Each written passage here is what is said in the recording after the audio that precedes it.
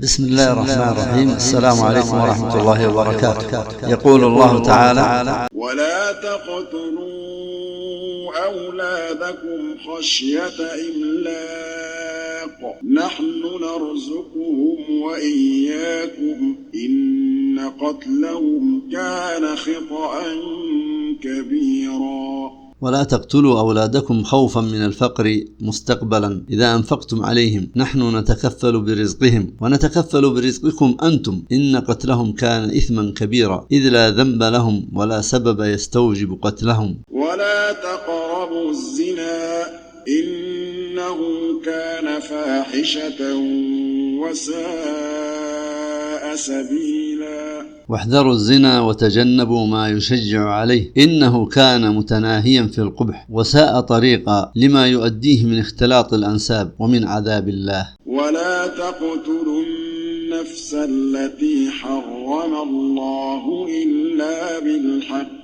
ومن قتل مظلوما فقد جعلنا لوليه سلطانا فلا يسرف في القتل إنه كان منصورا. ولا تقتلوا النفس التي عصم الله دمها بإيمان أو بأمان إلا إن استحقت القتل بردة أو بزنا بعد إحصان أو بقصاص، ومن قتل مظلوما دون سبب يبيح قتله فقد جعلنا لمن يلي أمره من ورثته تسلطا على قاتله، فله أن يطالب بقتله قصاصا، وله العفو دون مقابل، وله العفو وأخذ الدية، فلا يتجاوز الحد الذي أباحه الله له بالتمثيل بالقاتل أو بقتله بغير ما قتل به أو بقتل غير القاتل، إنه كان مؤيدا معانا. ولا تقربوا مال اليتيم إلا بالتي هي أحسن حتى يبلغ أشده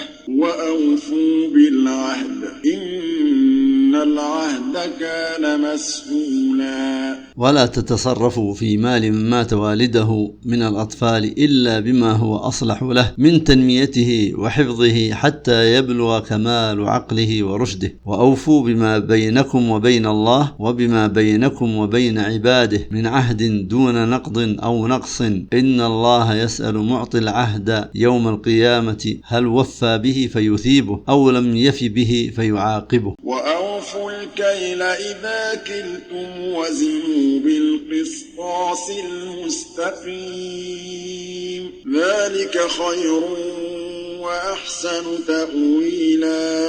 وأتموا الكيل إذا كلتم لغيركم ولا تخسروه، وزنوا بالميزان العدل الذي لا ينقص شيئا ولا يبخسه، ذلك الإيفاء للكيل والوزن خير لكم في الدنيا والآخرة وأحسن عاقبة من التطفيف بنقص المكاييل والموازين. ولا تقف ما ليس لك به علم إن السمع والبصر والفؤاد كل أولئك كان عنه مسؤولا.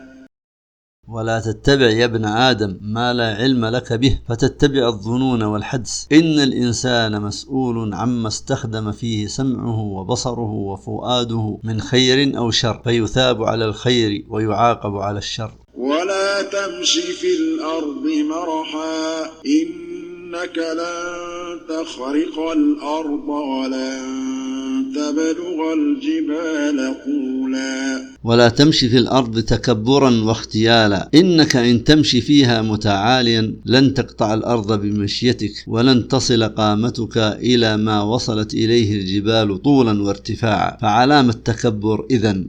كل ذلك كان سيئه عند ربك مكروها.